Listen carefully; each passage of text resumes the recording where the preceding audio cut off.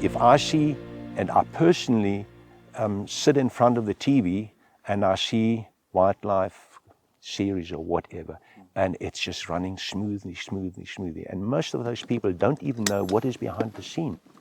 Okay, who's taking the stopwatch? Thermometer.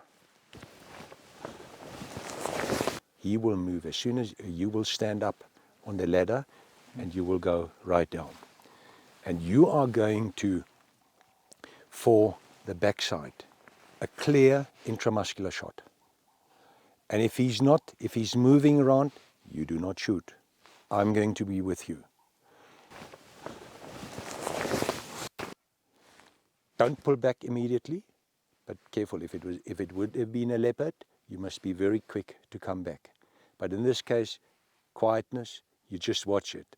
And when you see it's in, it discharged, then you take out. Absolute quietness, and the rest of the people also absolute quietness.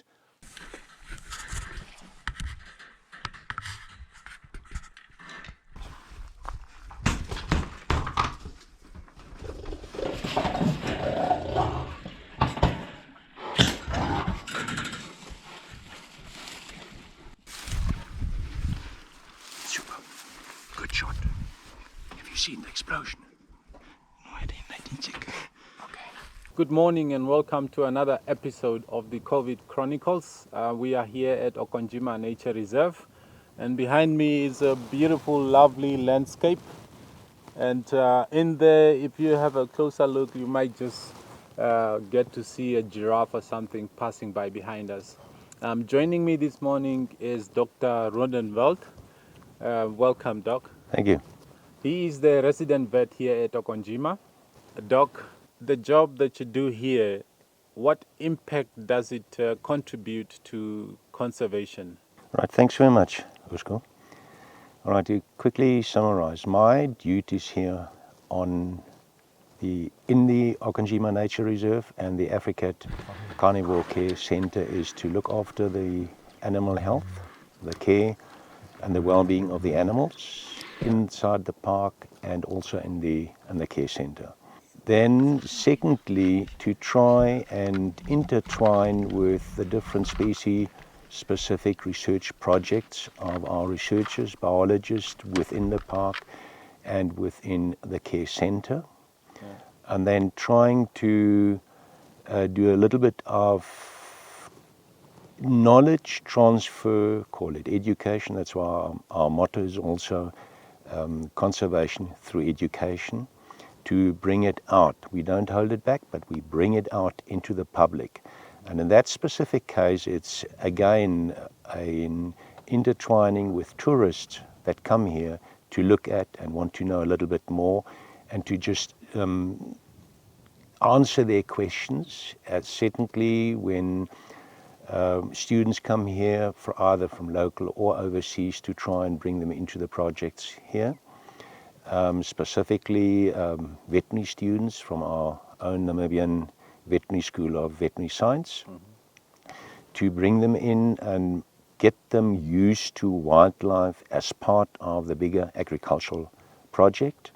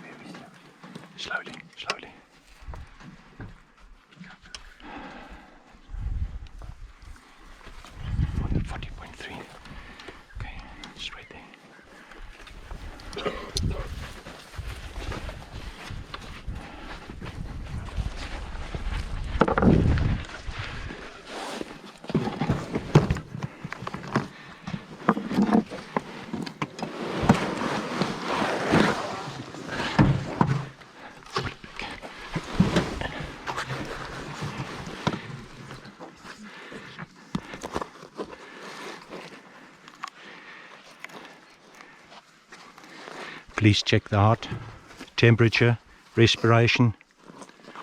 The green meaning the application here is fine. And heart rate is 91. Just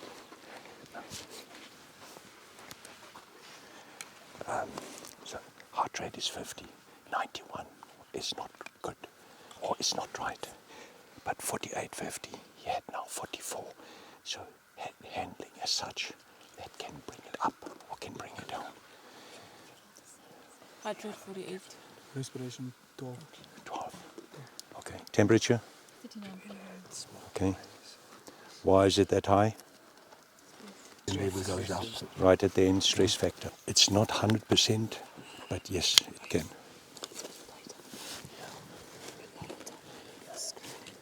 Okay, he was chewing at the wire, but a little bit damaged here. Soft tissue, gingiva. Just hold it, please.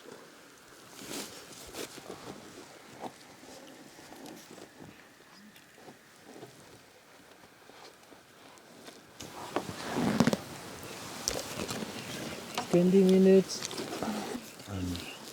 Try and hold it. Just hold one hand here. Hold the tongue, the face.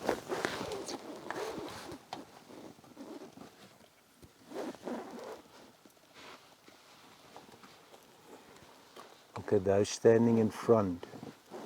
I told you why we changed our trapping mechanism, the way, and those that are here. Quite often these canines were broken.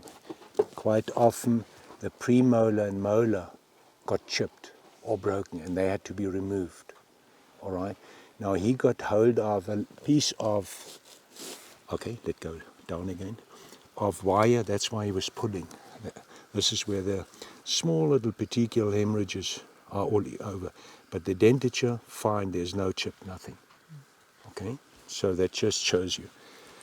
What is the quality of the mucous membranes? Looks pink. And also the eyes. Okay, it is, you want to have darkness. Darkness reduces the urge to go away and its calming effect. All right, so that is one of the main reasons.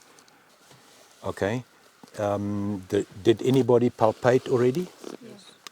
All of you? No, Okay, go. And Jeremiah, you watch the monitoring here, please. Every now and then also check the mucous membranes, capillary refill. Did you all go over the whole skin body? Any lesions, any thorns, anything in that line? Nothing? No thorns. Okay. except the temperature that Right, who's taking blood? okay. Okay.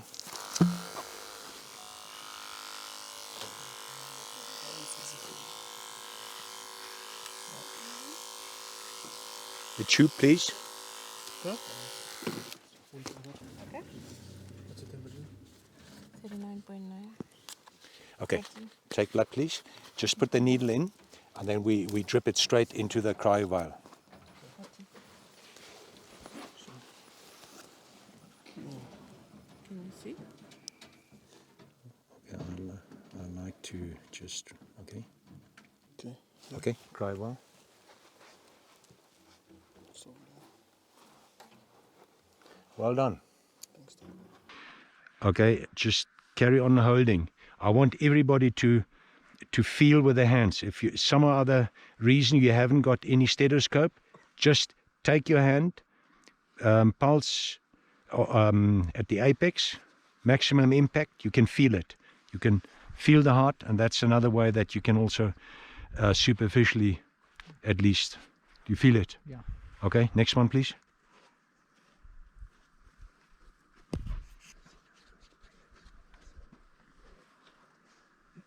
Okay, and if you can't feel it, then you move around from one intercostal to the other.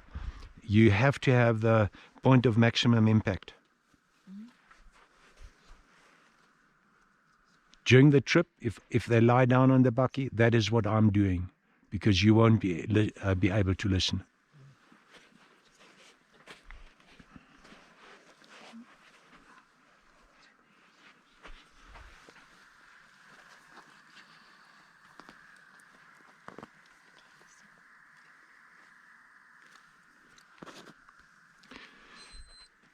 He's now presently fairly deep, 30 minutes, and I think from about 35 onwards, you will find that respiration will go up. 45 minutes, we're going to put him back in the box, and then give him his antidote. Heart rate is now 44. 44. It was 48. Okay. 44. The students, very interested, very helpful, very knowledgeable, although practical experience is still missing. I think they gelled quite good together, and putting up problems, they had to solve themselves, they had to look after each other.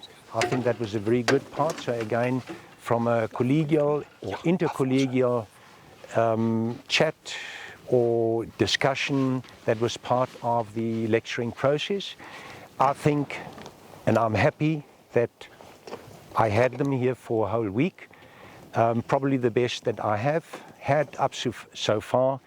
I think, and I do not have any doubt in my mind, from now on they can go and do their own thing to try and get experience in wildlife, part of conservation.